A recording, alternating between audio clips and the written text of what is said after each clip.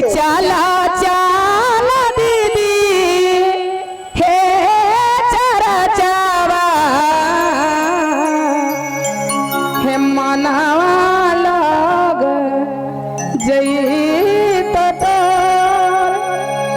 मनवा लग जई तो मीठा मीठा ताली के साथ गाना है दीदी। हाथ उठाइए ताली बजाइए। क्या गाना है कि चला चला दीदी है चरा चावा मनवा लग जई तो मनवा लग जई तो मनवा लग जई तो मनवा लग जई तो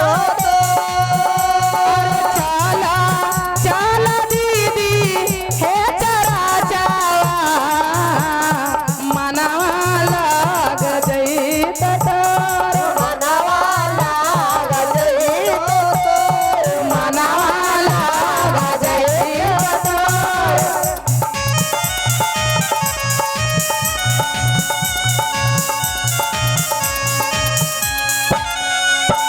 अरे चारा